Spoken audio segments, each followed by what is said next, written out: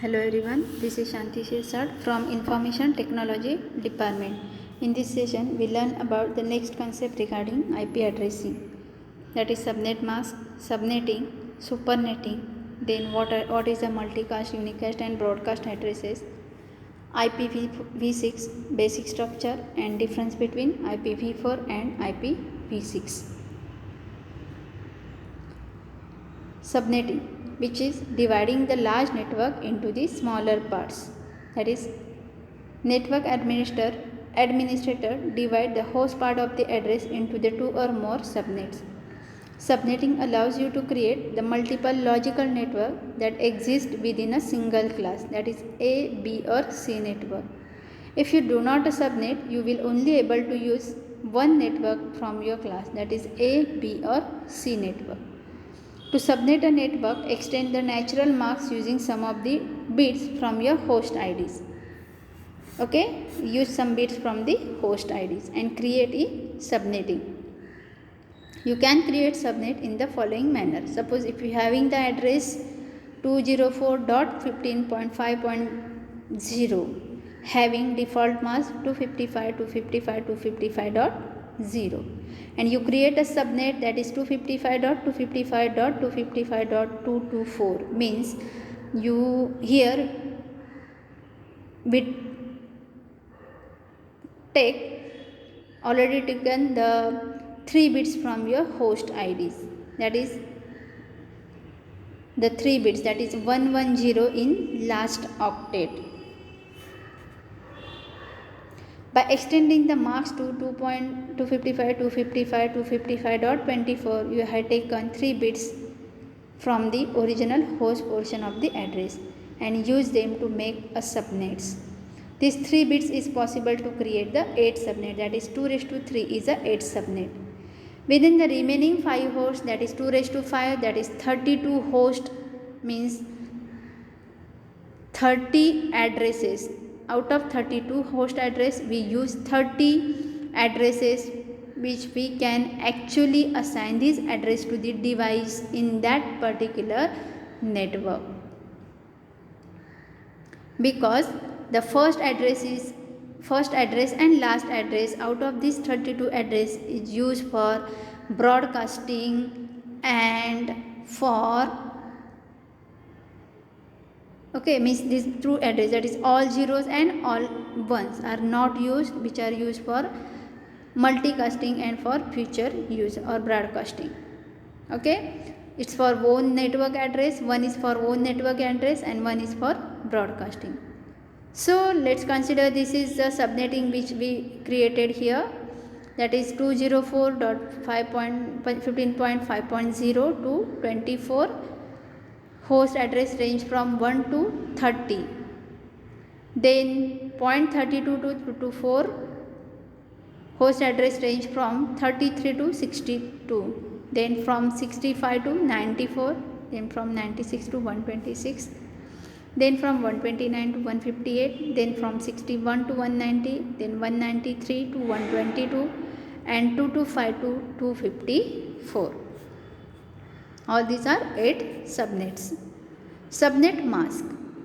IP network can be divided into the smaller networks called subnetworks or subnets.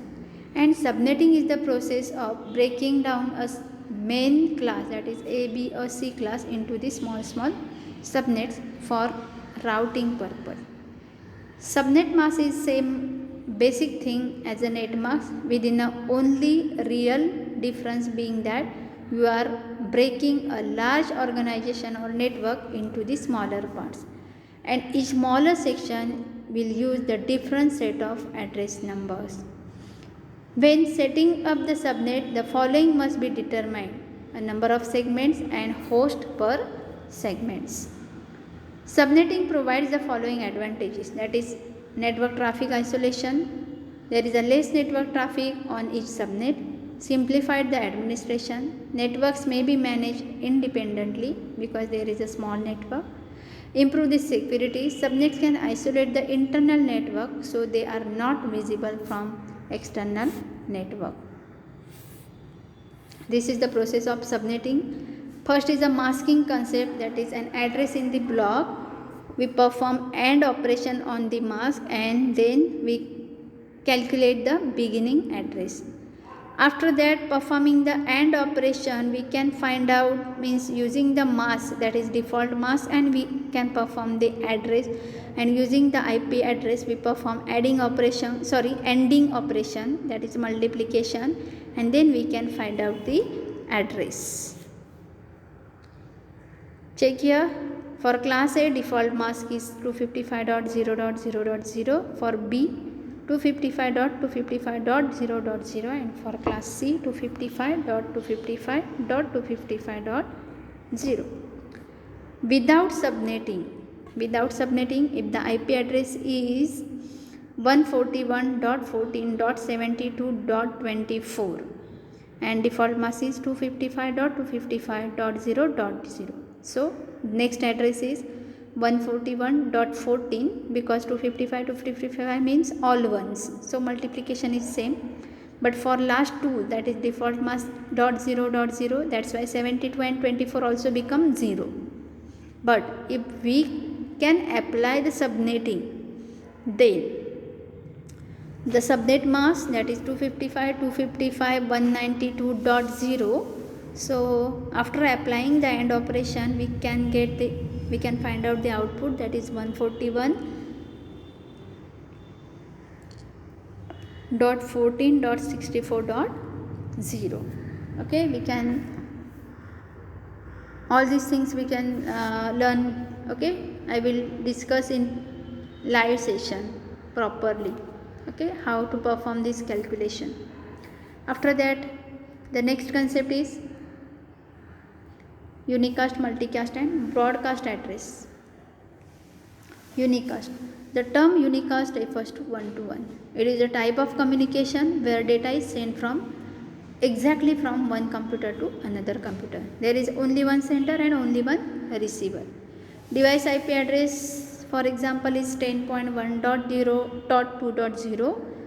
In the network, want to send the traffic stream, that is data packet, to the device with IP address 20.12.4.2, which is available in another network. Then we can perform unicast addressing scheme. This is the mostly common form of data transfer over the different network, means sender is available in one network and receiver in another network. This is the example of unicast, that is browsing a website, that is web server is a sender and your computer is the receiver. Downloading file from FTP server is a sender and your computer is a receiver. What are the advantages of unicasting? Well-known and trusted applications such as HTTP, SMTP, FTP and Telnet all uses the unicast standard and employ the TCP transport protocol to provide services to the users. And disadvantage, if the network device is called upon to send a message to the multiple node, it has to send multiple unicast messages, each addresses to the specific device. This first requires the sender to know the exact IP address of each destination device.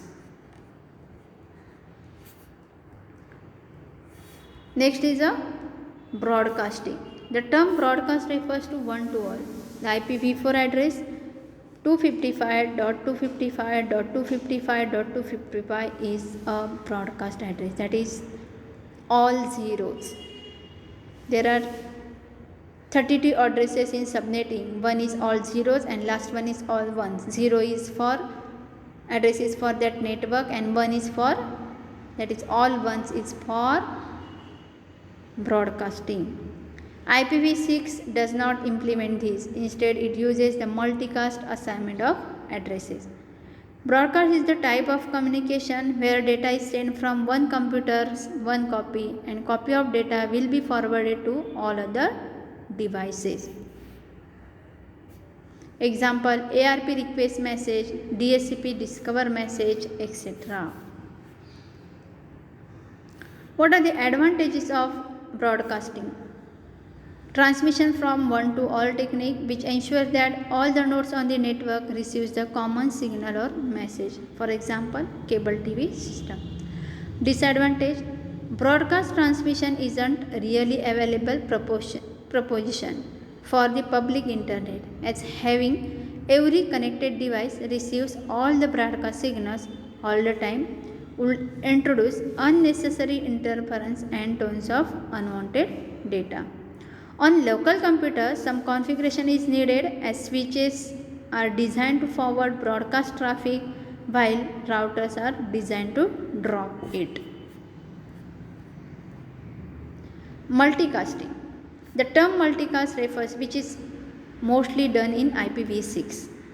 It refers to one to select the group of members. In multicast, the sender transmits only one copy of data and it delivers and proceeds to many other devices. Not as delivered and proceed by all the devices as in broadcast who are interested in the traffic, only transferred to the interested in the traffic. In multicast, one or more senders and one or more recipients participate in data transfer traffic. IPv6, next concept, that is IPv6. It is Internet Protocol version 4 network layer protocol and that enables the data communication over a packet switch network. It is also called IPing, Internet Protocol Next Generation. Like IPv4, IPv6 is connectionless, unreliable datagram protocol that is primarily responsible for addressing and routing packet between the network or between the host. This is header format of IPv6, that is version, traffic class, flow label, payload lane, next header, hop limit, source and destination address. All these are filled. Now we discuss one by one. Check here. Version specifies the IP version to generate the datagram. Here the version is v6, that is version 6. Traffic class field specifies the type of service field in the IPv4 header format. Okay, that is error message, flow message, etc.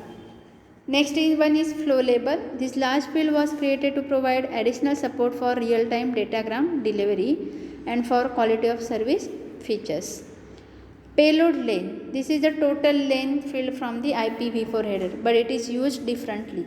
Rather than measuring the length of whole datagram, it only contains the number of payload, that is number of or length of actual data. Next one is the next header.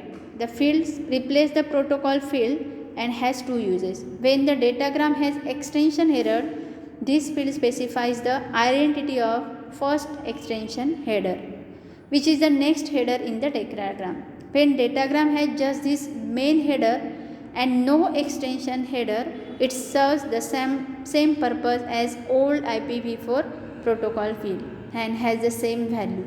The new number are used for IPv6 versions of common protocol. Hop limit, it is a time to live field in IPv4, that is from how many routers or devices your particular datagram is transmitted. Then source and IP address, which is 128-bit address, source address, that is 128-bit address of the originator from which we can transmit the datagram or packet. And destination address is also 128-bit in IPv6, which specifies the intended or particular recipient's address where we want to transmit the datagram. It may be performed unicasting or multicasting. The last point in this session is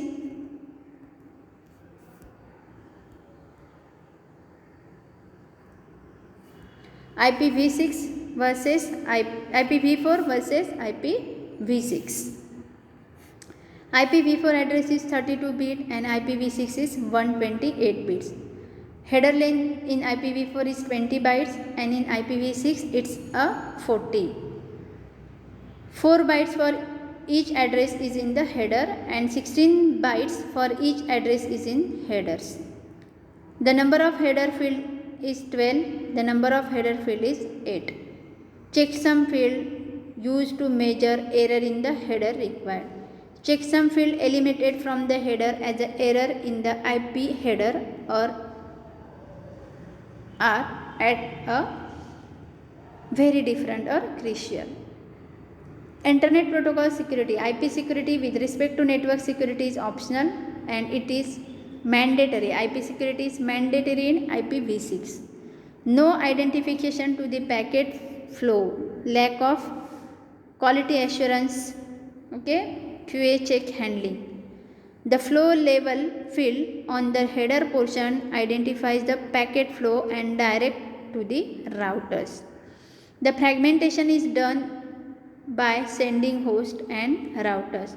Fragmentation done both by sending host, there is no role of the router. No identification to the packet flow, lack of, okay, this is already done. Next one, client have approaches, that is dynamic host configuration server whenever they connect to the network. Client does not have to approach such a server as they are given permanent addresses. Okay, thank you guys. This is a complete concept regarding our IP addresses, especially the IPv4 and IPv6. If you have any doubt, I will solve your doubt in upcoming live session.